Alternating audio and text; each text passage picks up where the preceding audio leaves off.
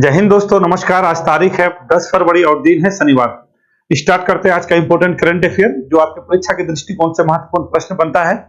उन सब चीजों पे बात करते हैं, ठीक है ना। तो चलिए देख लेते हैं आज क्या क्या हम लोग पढ़ने वाले हैं। एक नजर ये है हमारे बिहार के आनंद कुमार जी, सुपर 30 के संस्थापक, ठीक है। तो इसके बारे में विशेष आज पढ़ेंगे। गोल्डन वीजा इसको दिया गया है यूएई सरकार की तरफ से, ठीक है। यूएई सरकार का एक 2019 में एक योजना आया था जिससे गोल्डन वीजा दिया जाता है। तो गोल्डन वीजा क्या होता है, किसको दिया जाता है, क्यों दिया जाता है। पहले जो है भारतीय थे संजय दत्त, ठीक है। तो ये शाहरुख खान संजय दत्त वाले क्लब में अपने सुपर 30 के आदमी शामिल हो गए, ठीक है ना। तो ये हम लोग के लिए इंपोर्टेंट है, बिहारी है। ऊपर से इस बार पद्मश्री भी दिया गया है, आप लोग को पता ही होगा, ठीक है ना।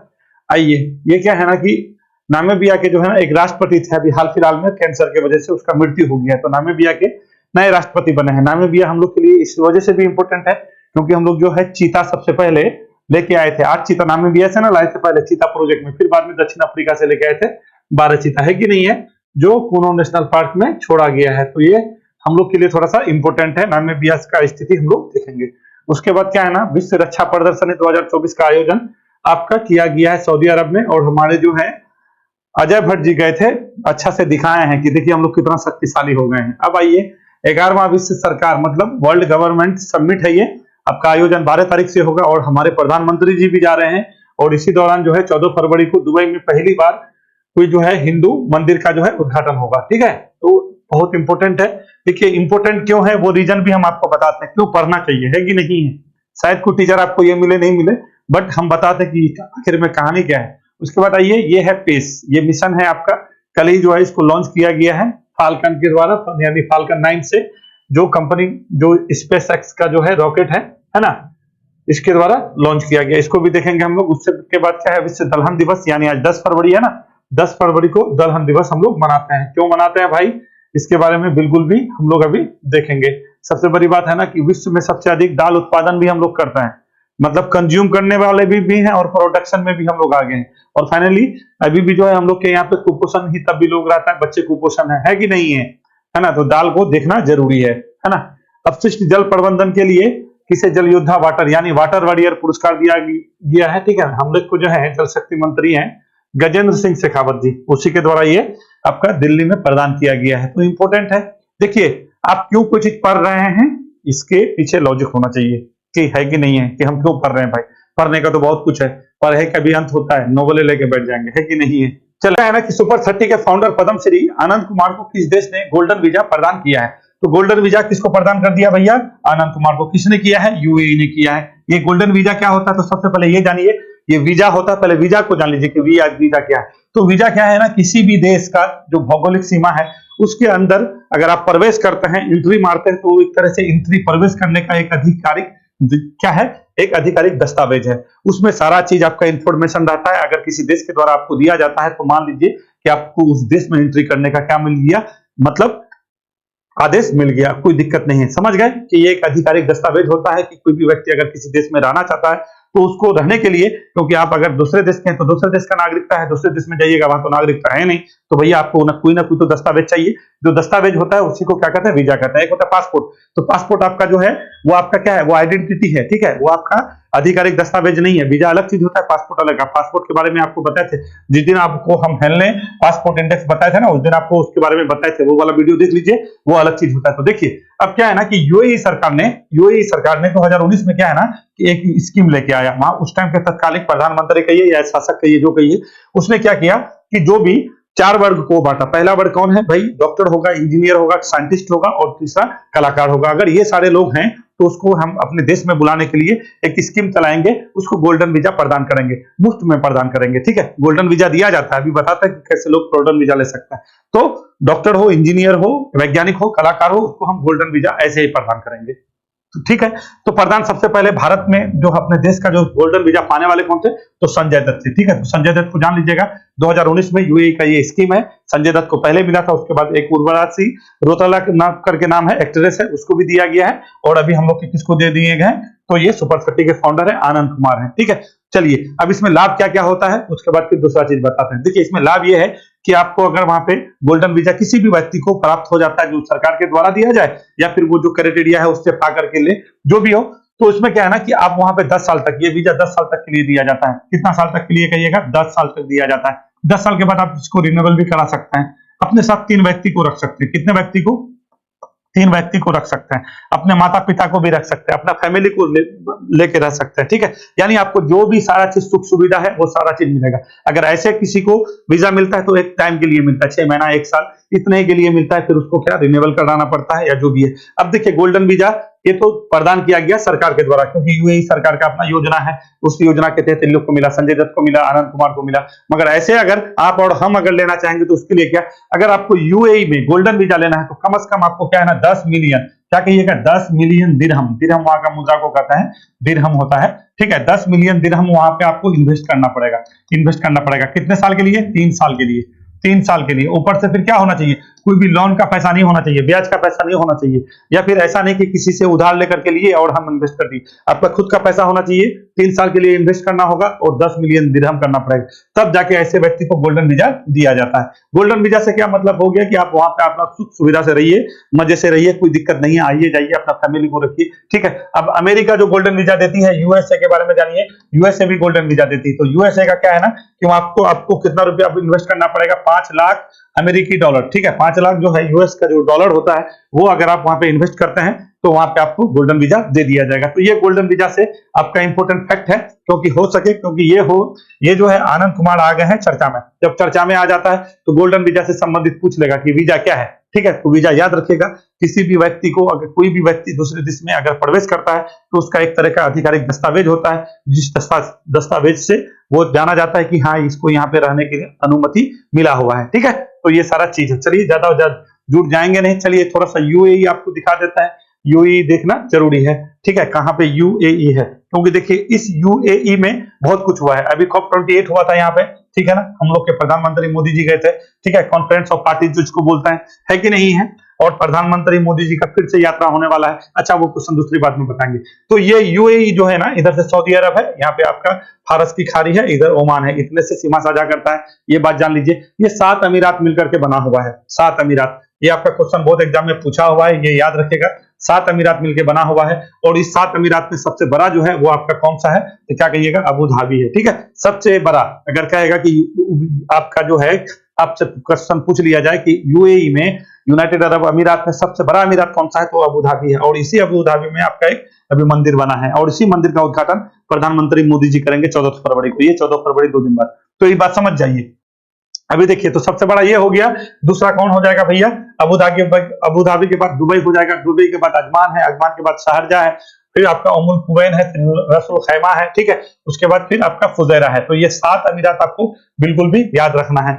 बहुत बार पूछ देता है कि इनमें से कौन सा आपका यूएई का अमीरात से नहीं है। तो सबसे पहले कहिएगा कि अबू धाबी है, दुबई है, शारजा है, अजमान है, उमुल कुवैन है, रसूल खैमा है और फुजैरा है, ठीक है। तो देखिए ये फुजैरा है, ये आपका रसूल खैमा है, उमुल कुवैन है, अजमान है, दुबई है और ये सारा चीज है, ठीक है। तो ये आपको बिल्कुल भी पता होना चाहिए। नहीं पता, आपको बीपीएससी में पूछा हुआ क्वेश्चन है ये, ठीक है। इसी बार आपको पूछा हुआ था कि इनमें से कौन सा आपका इसमें नहीं आता है, यूएई में नहीं आता, ठीक है। तो फंस जाइएगा, फिर कोई फायदा नहीं है। तो एकदम बिल्कुल भी याद रखिएगा कि यूएई के साथ कौन कौन सीमा साझा करता है। तो इधर से सऊदी अरब कहिएगा, इधर से आपका ओमान, मतलब फारस की खाड़ी है, इधर से ओमान है और 7 अमीरात मिलकर बना है। 7 अमीरात हमेशा, शारजा तो आप लोग जानते ही हैं, हमेशा क्रिकेट होता है, ठीक है। दुबई भी जानते ही हैं, अबू धाबी भी जानते ही हैं। 2 फंसता है, अजमान और आपका रसूल खैमा और आपका एगो उमुल कुवैन है, ठीक है। ये फंसा था, तो इसको याद कर लीजिए। चलिए आगे चलते हैं। अपशिष्ट जल प्रबंधन के लिए किसे जल योद्धा यानी वाटर वॉरियर पुरस्कार से सम्मानित किया गया है, ठीक है। तो अभी क्या है ना कि अपशिष्ट जल प्रबंधन के लिए जो है ना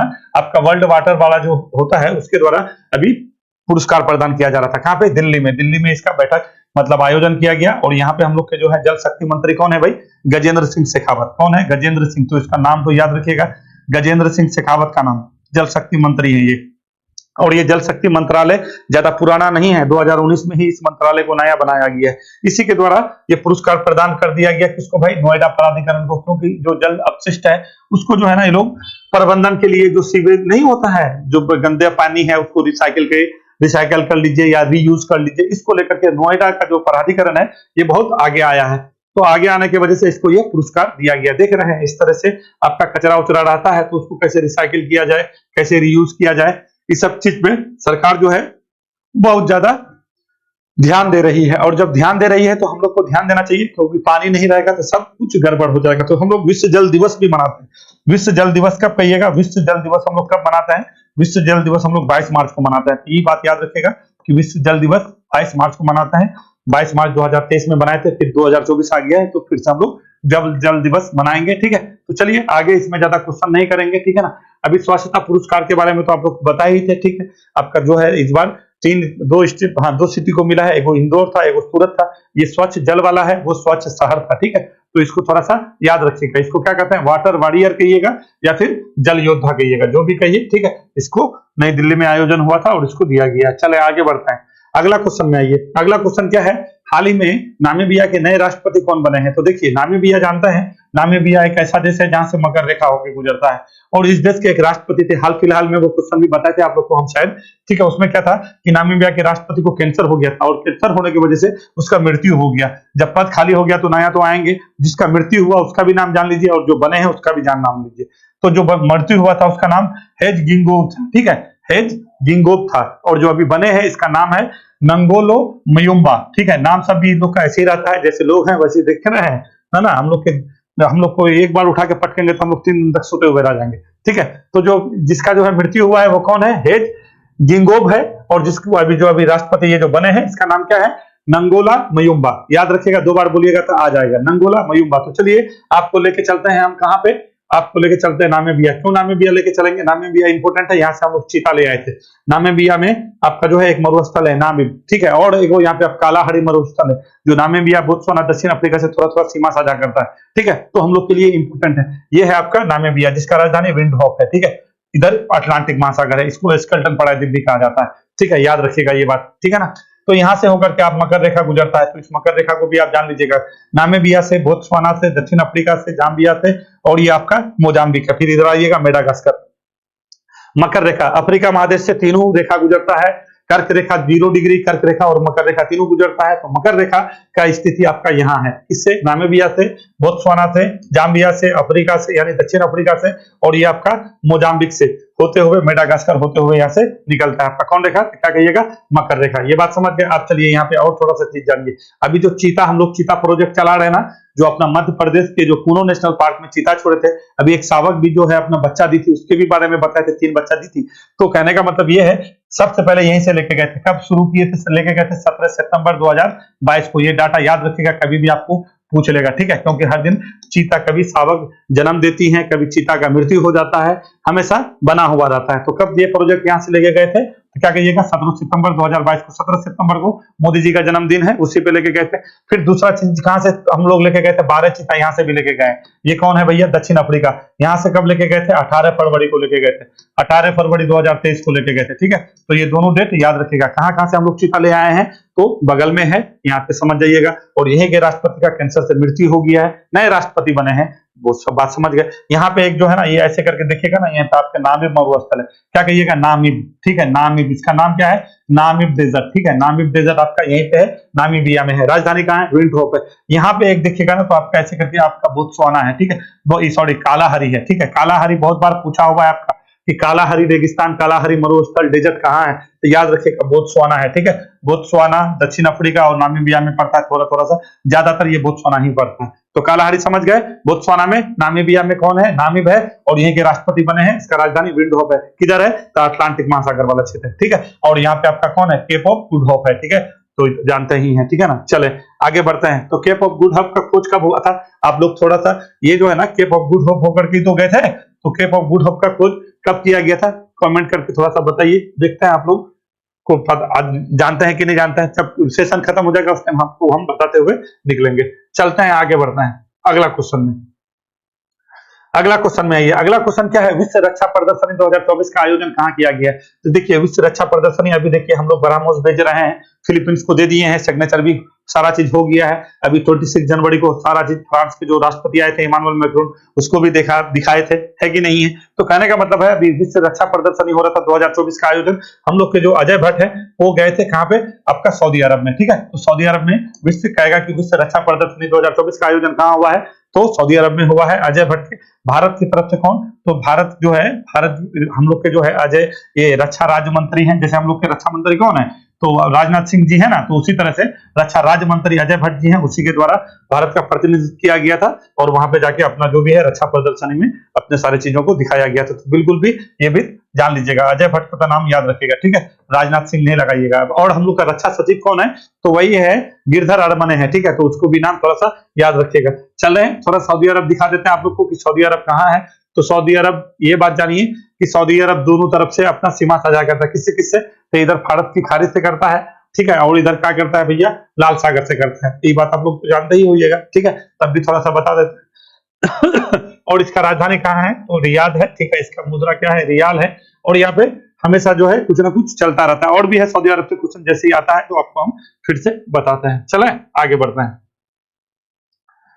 सऊदी अरब में क्या कहिएगा, वर्ल्ड रक्षा प्रदर्शनी हो रहा था इस बार, और हम भारत की तरफ से कौन गया था, अजय भट्ट जी गए। अजय भट्ट जी कौन है, तो रक्षा राज्य मंत्री हैं, और रक्षा सचिव कौन है, तो गिरिधर अरमाने हैं, ठीक है। चलें आगे चलते हैं। 11वां विश्व संस्करण वर्ल्ड गवर्नमेंट समिट, ठीक है, तो वर्ल्ड गवर्नमेंट समिट बिल्कुल भी इसको याद रखिएगा। ये कैवा संस्करण हो रहा है, तो क्या कहिएगा, 11वां संस्करण। कहां पे हो रहा है भैया, यूएई के दुबई में हो रहा है, ठीक है, बिल्कुल भी समझ। कै तारीख से शुरू होगा, 12 फरवरी से, क्या कहिएगा, 12 फरवरी से ये आयोजन होगा। और मोदी जी कै तारीख को जा रहे हैं, 14 फरवरी को। 14 फरवरी को कौन सा डे होता है, वैलेंटाइन डे, तो वैलेंटाइन डे को मोदी जी पहुंचेंगे और इसका जो है उद्घाटन 12 फरवरी को होगा, दुबई में हो रहा है। 11वां सम्मेलन हो रहा है, बात समझ गए हैं। और इस बार का विषय क्या रखा गया है, इसका क्या लिखा है, भविष्य की सरकारों का आकार देना। और भारत, तुर्की और कतर जो है इस सम्मेलन के क्या है, अतिथि देश है, ठीक है। तो जो अतिथि देश होता है उसका नाम याद रखिएगा, क्योंकि हम लोग का भारत है तो हम लोग के लिए इंपॉर्टेंट है। कहां गए भाई, भारत, भारत है, तुर्की है, और कौन है भैया, कतर है, ठीक है। ये कौन है, अतिथि देश है। और इस साल का विषय, इस सम्मेलन का विषय क्या रखा गया, भविष्य की सरकारों को आकार देना है। जो भविष्य में जो सरकार बनेगी कैसा बनेगी, क्योंकि ये विश्व सरकार समिट ही चल रहा है। तो वर्ल्ड गवर्नमेंट समिट कहां हो रहा है, यूएई में हो रहा है। तो चलिए 12 फरवरी को विश्व सरकार सम्मेलन शुरू की जाएगी। प्रधानमंत्री नरेंद्र मोदी 14 फरवरी को शामिल होंगे इस सम्मेलन में। तो चलिए थोड़ा सा आपको ले चलते हैं हम फिर कहां पे, मैप में देखिए। भारत का मतलब पहली बार यूएई में आपका जो है मंदिर बनाया गया था। कौन सा अमीरात में, क्या कहिएगा, ये आपका अबू धाबी में। कितना एकड़ में बनाया गया है, 27 एकड़ में बनाया गया है, ये बात समझ जाइएगा, ठीक है। एबीपीएस करके नाम आता है वो मंदिर का। तो यहीं पे आपका अबू धाबी में बनाया गया है, 27 एकड़ में बनाया गया है। 14 फरवरी को मोदी जी उस सम्मेलन में भाग लेंगे, वर्ल्ड गवर्नमेंट समिट में। और उसके बाद यहाँ पे आकर के क्या करेंगे भैया, तो इसका उद्घाटन करेंगे। मोदी जी का यूएई का ये कैमा यात्रा होगा, तो 7वां यात्रा होगा। ये बात बिल्कुल भी याद रखिएगा, क्योंकि बहुत बार गए हैं, यहाँ का सर्वोच्च सम्मान भी मिला है। और यहाँ पे आपका COP28 भी हुआ है, ठीक है। और यूएई के जो यहाँ के जो राष्ट्रपति हैं अभी जायद अल नहयान जी, भारत भी आए थे। जो आपका सरदार वल्लभ भाई पटेल स्टेच्यू के पास, वहां पे बताया था ना कि आपको एयरपोर्ट से रोड शो किए थे, ठीक है। तो ये इंपॉर्टेंट है हम लोग के लिए, क्योंकि अच्छा खासा हम लोग का पार्टनरशिप है। लगभग 6 लाख भारतीय यहाँ पे रहते हैं दुबई में, ठीक है। तो ये दुबई का स्थिति है, दुबई का स्थिति को समझ जाइए। तो इस बार आपका वर्ल्ड समिट कहाँ पे हो रहा है, तो क्या कहिएगा, दुबई में हो रहा है। इसका राजधानी है, ठीक है, इसका क्या है, राजधानी ही दुबई है, ठीक है। यूएई का राजधानी दुबई है, ठीक है। तो चलते हैं हम लोग। और यहाँ का मुद्रा क्या है, तो यहाँ का मुद्रा तो दिरहम, तो आपको आप लोग को बता ही दिए हैं, है कि नहीं है। कभी कल पूछ लेता है मिलान के लिए, तो फंस जाइएगा, इसी वजह से चीजों को समझते चलिए। अगला क्वेश्चन में क्या है, PACE यानी plankton, aerosol, cloud, ocean ecosystem होता है। क्या कहिएगा, PACE। ये मिशन बहुत इंपॉर्टेंट है, क्योंकि फिर जो जलवायु परिवर्तन हो रहा है पृथ्वी में, अलग अलग धुआं, पानी की नामे है, एरोसोल है, क्लाउड है, ओशियन इकोसिस्टम है। तो इसको जो है ना अभी फिलहाल में आपका कल ही इसको लॉन्च किया गया है। किसके द्वारा भैया, तो नासा के द्वारा, यानी national aeronautics and space administration होता है। इसको बिल्कुल भी याद रखिएगा, 1958 में स्थापना हुआ था, ठीक है, नासा, क्योंकि सारा चीज यही लोग करता है ना। चलिए, तो नासा के द्वारा किसको लॉन्च किया है, तो पेस को लॉन्च किया गया। पेस क्या है, एक तरह से पृथ्वी का अवलोकन, अध्ययन करेंगे कि यहाँ पे प्लैंकटन हो या जलवायु परिवर्तन से जो भी खतरा उत्पन्न हो रहा है, इन सब सारी चीज का अध्ययन करेगा, जो वैज्ञानिकों को शोध के लिए एक तरह से एक प्लेटफॉर्म प्रदान करेगा। तो ये इंपॉर्टेंट है मिशन, ठीक है। इस मिशन को हम लोग जानेंगे। ये मिशन क्या है ना, जो स्पेस एक्स है ना, स्पेस एक्स किसका है भैया, एलन मस्क की कंपनी है। उसका फाल्कन 9 के द्वारा इसको क्या कर दिया गया है, आपका प्रक्षेपण किया गया। मतलब रॉकेट जो है आपका कौन सा है, फाल्कन 9 है, ठीक है, फाल्कन 9 से। और इसी फाल्कन 9 के बारे में आपको बताए थे हम लोग का GSAT-20 भेजने वाले हैं हम लोग। जीसेट बताया था ना, GSAT-20, इसरो का GSAT-20 जो है इससे फाल्कन से भेजा जाएगा, क्योंकि पेलोड क्षमता क्या है, बहुत अधिक है। और ये फाल्कन 9 एक ऐसा रॉकेट है कि कितनों भी, यानी 8800 kg, कितना तक बताए थे, इतना तक ले जाने में ये सक्षम है। तो इसी से इसको भेजा गया है। और ये क्या करेगा, अध्ययन करेगा पृथ्वी में जो भी आपका क्लाइमेट चेंज हो रहा है, जलवायु परिवर्तन हो या एरोसोल हो या क्लाउड हो या समुद्री इकोसिस्टम का मतलब सारे चीज की जो डाटा होता है वो डाटा को उपलब्ध कराएगा वैज्ञानिकों को, और वैज्ञानिक लोग इसका क्या करेंगे भैया, शोध करेंगे। ठीक है, तो ये हो गया आपका नासा। समझ गए बात। तो स्पेस मिशन को जो है स्पेस एक्स के फाल्कन 9 से केप कैनावरल के, ये जो है केप कैनावरल एक उन लोग का जो है, ये जैसे हम लोग का कैसा श्री हरिकोटा से करता है ना, ये अंतरिक्ष एजेंसी मतलब स्टेशन बेस है, तो उसी तरह से उन लोग का जो है ये आपका अरे जो भी है, मतलब कहने का मतलब ये है, जो भी आपका उपग्रह है सैटेलाइट का जो है प्रक्षेपण जो करते हैं उस तरह से वहां से किया जाता है। केप कैनावरल से लॉन्च किया गया है। पृथ्वी प्रणाली के बारे में जानकारी प्रदान करना है और बदलती जलवायु के प्रभाव का अध्ययन करेगा। कौन करेगा भैया, नासा का। और एक मिशन आपका बहुत ज्यादा भी चर्चा में बना हुआ है, बिल्कुल भी याद रखिएगा, आर्टेमिस मिशन, क्योंकि इसको भेजने वाला था, भेजा नहीं है। ठीक है, तो बिल्कुल भी ये जानते चलिएगा। और जापान का तो उठो बात, तो सिलिम को याद रखेगा, क्योंकि सिलिम जो है जापान का मून मिशन था और 5वां देश बन गया। ठीक है, और कौन किया था, पिन पॉइंट लैंडिंग किया था, तो सिलिम याद, बिल्कुल स्मार्ट लैंडर। ठीक है, इन्वेस्टिगेटिंग मून मिशन था ना सिलिम, और हम लोग का चंद्रयान 3। ठीक है, तो ये थोड़ा सारा चीज हम लोग समझते चलेंगे। और चांग 6 चंद्रयान मिशन किसका है, चाइना का है। ठीक है, तो ये 3-4 मिशन थी। आर्टेमिस मिशन किसका, तो नासा का। अभी भेजा नहीं है, भेजने वाला है, बहुत चर्चा में बना हुआ है, और पेश भेज दिया है। किसके लिए भेजा है तो आपको हम बता ही चुके हैं। चलते हैं आगे, क्वेश्चन वीडियो बड़ा हो जाता है। चलिए आगे क्या है ना कि विश्व दलहन दिवस कब मनाया जाता है। तो विश्व दलहन दिवस कहने का मतलब है दाल, और हम लोग का भारतीय खाना में हर प्लेट में दाल रहता है। दाल होना जरूरी है, क्योंकि प्रोटीन का प्रमुख स्रोत है। प्रोटीन का क्या है भैया, प्रमुख स्रोत है। और एक बात जान लीजिए, सब दालों, दाल तो बहुत सारा है, तो उन दालों में से सबसे अधिक प्रोटीन वाला दाल कौन सा है, तो उड़द का दाल मान दीजिएगा। ठीक है, उड़द का दाल बहुत बार पूछता है कि सबसे अधिक प्रोटीन कौन दाल देता है, तो उड़द का दाल। तो उसी तरह से दाल दिवस, दलहन दिवस मनाते हैं। कब से मनाते हैं, तो यूएनजीए यानी संयुक्त राष्ट्र महासभा, ठीक है, उसको जान लीजिए, संयुक्त राष्ट्र महासभा यूएनजी के अभी जो है कौन अध्यक्ष आए थे ना, कौन, फ्रांसिस, डेनिस फ्रांसिस आए थे ना हमारे यहाँ पे, क्या बोलते हैं, इंडिया आए थे, और महाराष्ट्र में जो है गणतंत्र दिवस समारोह पे सम्मेलन भी हुआ था, मतलब शामिल भी हुआ था। ठीक है, तो यूएनजीए के द्वारा, संयुक्त राष्ट्र महासभा के द्वारा 2019 में जो है ना बोला गया कि प्रत्येक वर्ष हम लोग क्या करेंगे, विश्व दाल दिवस मनाएंगे। और संयुक्त राष्ट्र संघ जो है 2016 को क्या किया था भैया, 2016 को दाल वर्ष घोषित किया था। तो ये तीनों बात याद रखिएगा। दलहन वर्ष कब घोषित किया गया था संयुक्त राष्ट्र के द्वारा, तो 2016 को। दलहन दिवस मनाते कब से हैं, विश्व दलहन दिवस 2019 में मनाते हैं। किसके द्वारा घोषणा किया गया है, तो यूएनजीए संयुक्त राष्ट्र महासभा के द्वारा। इसके अध्यक्ष कौन है, डेनिस फ्रांसिस है। कहाँ के हैं भैया, तो आपका एक बताते आपको लेसर एंटिलीज ग्रेटर में, तो लेसर एंटिलीज के एक आपका टोबैगो करके एक देश है, वहीं के हैं आपका डेनिस फ्रांसिस, जो अभी भारत आए थे। अब भारत आए हैं तो हम लोग के लिए क्या है, इंपोर्टेंट है। ठीक है, चलिए, तो क्या किस तारीख को मनाते हैं भैया, 10 फरवरी को मनाते हैं। अब थोड़ा सा दलहन से संबंधित चीजों को समझ लीजिए, इधर तो समझ गए। देखिए यूएनजीए क्या है, आपके दिमाग में सवाल आता है ना, तो कोई बात नहीं। यूएन जो है संयुक्त राष्ट्र संघ का टोटल 6 बॉडी है ना, तो 6 बॉडी में से एक बॉडी है यूएनजीए, जो संयुक्त राष्ट्र महासभा के प्रतिदिन के कार्य का संचालन का काम यही करता है। एक सुरक्षा परिषद है, जिसको क्या करते हैं, दुनिया का पुलिसमैन कहा जाता है। ठीक है, जो पूरे विश्व में शांति स्थापित करने का उसको जिम्मेदारी दिया गया है, और जैसा जिम्मेदारी किया है उतना ही खराब काम करता है। ठीक है, और वही सब कुछ गड़बड़ करके रखा है। चलिए, तो विश्व दलहन दिवस हो गया। अब देखिए दलहन में हमारे यहाँ पे दलहन, क्योंकि भारत क्या है ना, विश्व में सबसे अधिक दलहन उत्पादन देश भी है, मतलब उत्पादकता भी है और उपभोक्ता भी है। ठीक है, अगर उत्पादन करते हैं तो कहाँ करता है, तो सबसे अधिक दलहन उत्पादन हमारे इंडिया में सबसे अधिक कहाँ पे होता है, मध्य प्रदेश में होता है। जहां पे अभी आपको बोले हैं क्या है भैया, जिसके मुख्यमंत्री कौन, डॉक्टर मोहन यादव, जहां पे बोले हैं अभी कूनो नेशनल पार्क। ठीक है, कूनो नदी के किनारे, जहां से चीता, नामीबिया से चीता लाके जहां रखे थे, तो वही मध्य प्रदेश है। इतना सारा फैक्ट के साथ अगर याद रखिएगा तो ज्यादा याद रखेगा। ठीक है, तो ये क्या हो गया, एमपी में सबसे अधिक दलहन होता है। दूसरे नंबर में कौन है भैया, महाराष्ट्र है। ठीक है, वही महाराष्ट्र, कौन सा महाराष्ट्र, जिस महाराष्ट्र के जो है कौन, तो क्या कहिएगा, एक नाथ, वो हाँ शिंदे जी हैं। ठीक है ना, तो वही शिंदे जी वहां के मुख्यमंत्री हैं, तो महाराष्ट्र दूसरे नंबर में। तीसरे नंबर में कौन है, तीसरे नंबर में आपका है राजस्थान है। ठीक है, राजस्थान है। चौथे नंबर में कौन है, तो चौथे नंबर में यूपी है। कौन कहिएगा, यूपी है। ठीक है, और 5वें नंबर में कर्नाटक है। तो इतना क्रम याद रखना है, बहुत बार पूछ लेता है कि दलहन उत्पादन में किसका, हम लोग का क्या है सबसे अधिक उत्पादन राज्य, मध्य प्रदेश, महाराष्ट्र, राजस्थान, यूपी, फिर आपका कर्नाटक है। ठीक है, तो इस वर्ष का थीम को याद रखिएगा, दालें, पौष्टिक मिट्टी और लोग। हाँ ठीक है, तो ठीक तो रख बोले हैं। ठीक है, इस वर्ष का थीम क्या है, दालें और पौष्टिक मिट्टी और लोग। ठीक है, ये 3 को याद रखना है ऐसे करके कि दालें, पौष्टिक मिट्टी और लोग जो है इस बार का थीम रखा गया है। महासभा द्वारा 2016 को अंतरराष्ट्रीय दाल दिवस मतलब वर्ष घोषित किया गया था 2019 से दलहन दिवस हम लोग मनाने की घोषणा किया गया था यूएनजीए द्वारा, और फिर हम लोग मनाते हैं। तो दलहन से संबंधित जो भी चीज है देखिए एक बार जान लीजिए, हम लोग जो है ना कृषि उत्पादक देश है, ठीक है। कल भी आपको जब हम बता रहे थे चौधरी चरण सिंह को लेकर के, क्योंकि चौधरी चरण सिंह को अब क्या भारत रत्न दे दिया गया, तो वो किसान नेता थे। तो हमारे देश में किसान का एक अलग ही इंपॉर्टेंस है। जब किसान का इंपॉर्टेंस है तो किसान की चीज जो जो चीज उत्पादन करते हैं हम लोग खाते हैं, हम लोग के लिए इंपॉर्टेंट है, तो हम लोग को जानना भी चाहिए। एग्जाम में पूछे ना पूछे, पूछ तो लेता ही है, ये तो इंपॉर्टेंट है ही, ऐसे भी जानकारी के लिए, ठीक है।